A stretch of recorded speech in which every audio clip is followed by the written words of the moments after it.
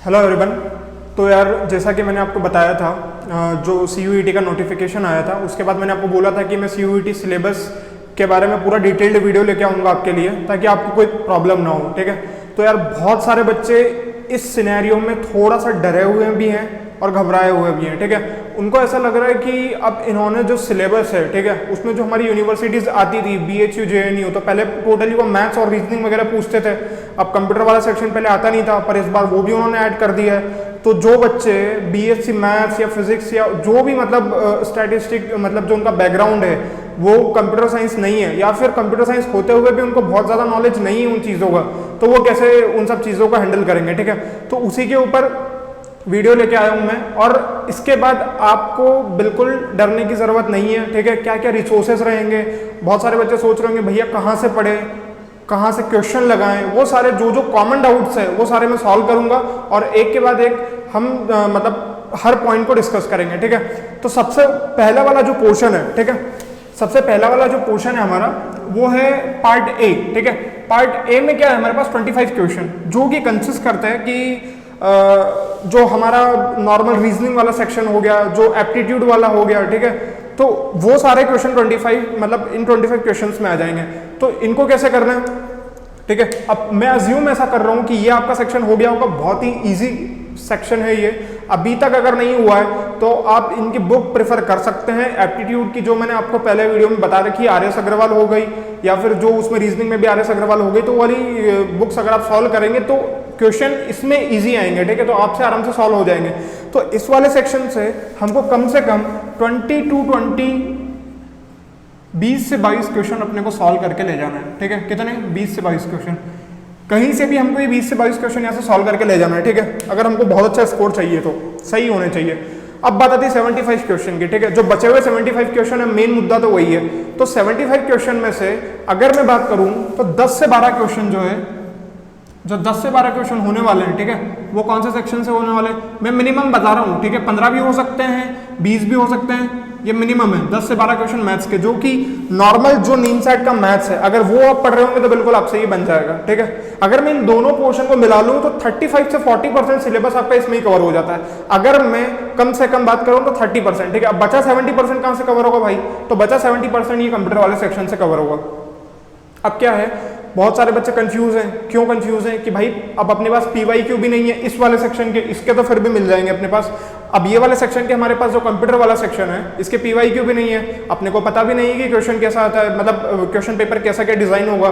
तो कोई डरने की जरूरत नहीं है, उन्होंने हर चीज में अगर आप ब्राउज़र पढ़ेंगे तो बेसिक लेवल लिख रखा है। ठीक है, तो वो ये बात तो श्योर है कि बहुत ज्यादा एडवांस नहीं पूछेंगे। अब ये डिजिटल लॉजिक हो गया, डाटा स्ट्रक्चर हो गया, ये सब जो सब्जेक्ट्स है ना ये गेट के सब्जेक्ट्स हैं। ठीक है, तो ऐसा नहीं है कि गेट लेवल का पेपर आ जाएगा। अब बच्चे बहुत सारे पैनिक उसमें भी करेंगे कि भैया गेट लेवल का पेपर तो नहीं आएगा। नहीं नहीं, बिल्कुल नहीं, गेट लेवल बहुत थोड़ा सा ऊपर हो जाता है। ठीक है, तो उसमें क्या है कि वो बेसिक लेवल के क्वेश्चन आपसे पूछेंगे, आपको उसमें डरने की कोई जरूरत नहीं है। अब कैसे फॉलो करना है, वीडियो को ध्यान से देखिएगा। ठीक है, पूरा अच्छे से देखिएगा, छोड़िएगा मत, और ज्यादा से ज्यादा शेयर कीजिएगा ताकि आपके फ्रेंड्स जो भी इन सब चीजों को लेकर टेंशन में है, ताकि वो इन सब चीजों को अच्छे से देखें, फॉलो करें और अच्छे मार्क्स लाएं। ठीक है, डिजिटल लॉजिक। ठीक है, सबसे पहले आता है हमारा डिजिटल लॉजिक। के मैथ्स वाला सेक्शन मैंने आपको बता दिया, जो ही मतलब कैलकुलस, कोऑर्डिनेट और जो अलजेब्रा, वही सारी चीजें हैं, उसके अलावा कुछ भी नहीं है उसमें।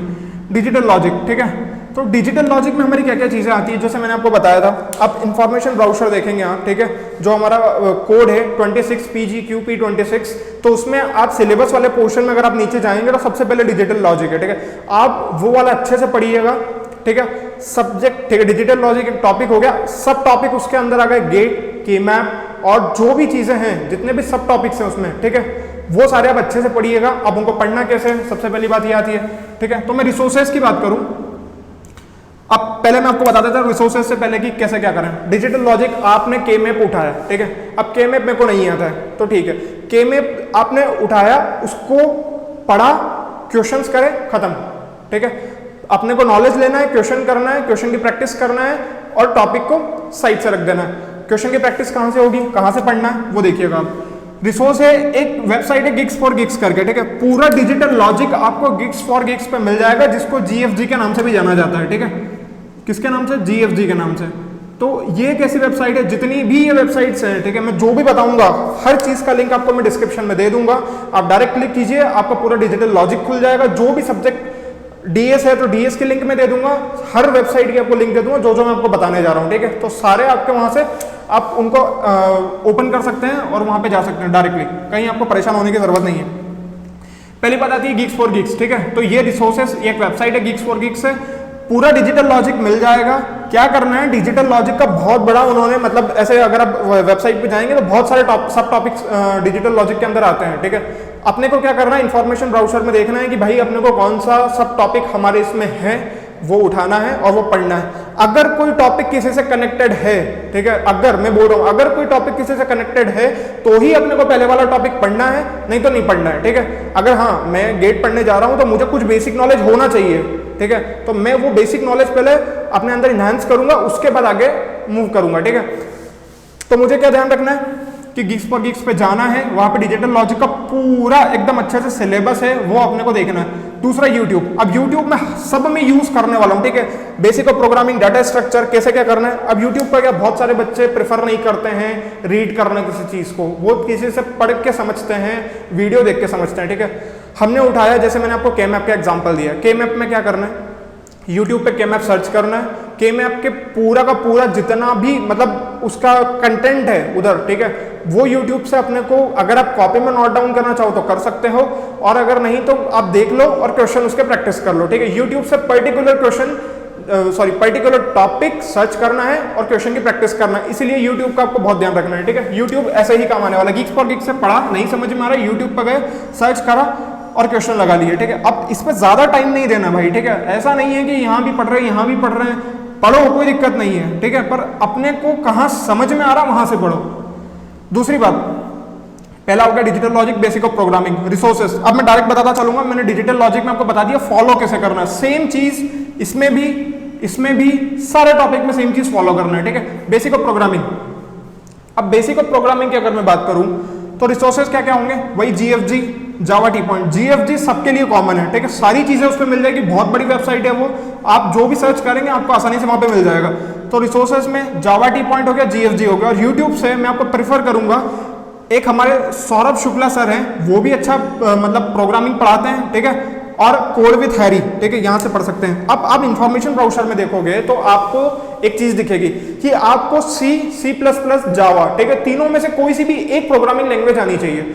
तीनों करना कंपल्शन नहीं है, कोई भी एक अगर आपको आती है ना तो आपका काम बन जाएगा, ठीक है। तो कोई भी एक C++, जावा।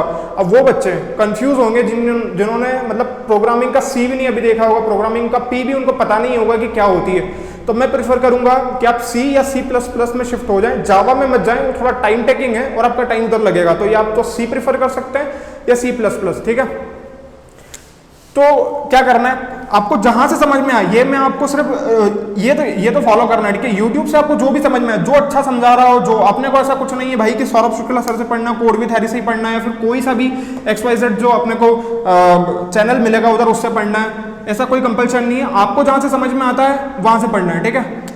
बात आती है डाटा स्ट्रक्चर, थोड़ा सा इन सबसे लेंदी बोल सकता हूं, थोड़ा सा हटके टॉपिक है डाटा स्ट्रक्चर, ठीक है। इसमें जो सब टॉपिक्स हैं, जैसे अरे आएगा, लिंक लिस्ट आएगा, क्यू आएगा, स्टैक आएगा, तो उसमें थोड़ा सा टाइम लगेगा, ठीक है। अगर मैं डाटा स्ट्रक्चर की बात करूं तो 10 से 12 क्वेश्चन तो आने ही आने हैं, ठीक है, 10 से 12 क्वेश्चन इसके भी आ जाएंगे।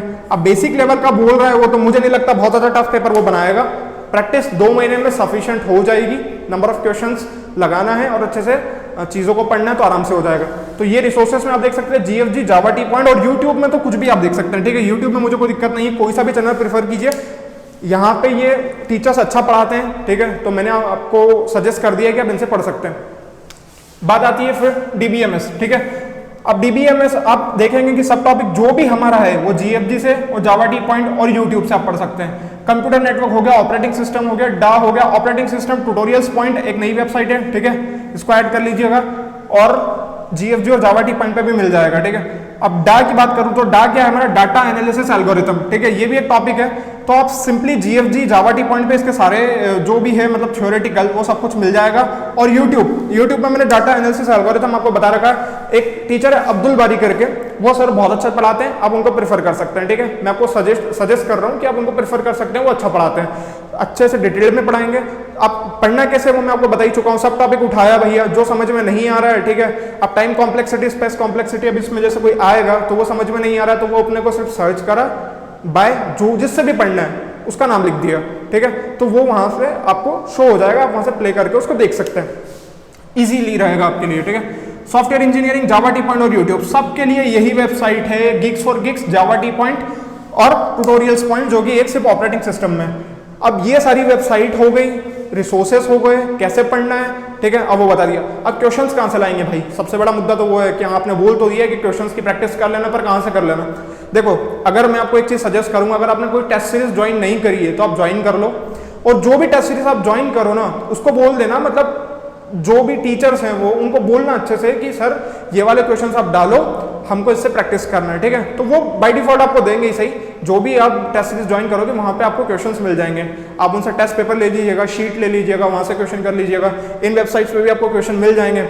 एक और तरीका है क्वेश्चन इजीली कहां से आप ढूंढ सकते हैं, तो एक गूगल पे जाइएगा और सिंपली जो भी हमारा सब टॉपिक है, जैसे मैंने डिजिटल लॉजिक पढ़ा, के मैप पढ़ा, तो क्वेश्चंस ऑफ के मैप, ठीक है। अब कैसे करना है, ऑब्जेक्टिव क्वेश्चंस ऑफ के मैप, हमको ऑब्जेक्टिव फॉर्म में सॉल्व करना है, तो ऑब्जेक्टिव क्वेश्चंस ऑफ के मैप डालिए, आराम से कम आपको 8 से 10 जो मतलब वेबसाइट्स हैं वो अच्छी मिल जाएंगी, स्टार्टिंग से लेकर एंड तक आप उनको फॉलो करते जाइए और क्वेश्चन हर साइट को ओपन करके क्वेश्चन करते जाइए और आगे बढ़ते जाइए। तो एक तरीका हो गया, हर सब टॉपिक के आपको क्वेश्चन मिल जाएंगे, वहां से आपकी प्रैक्टिस हो जाएगी।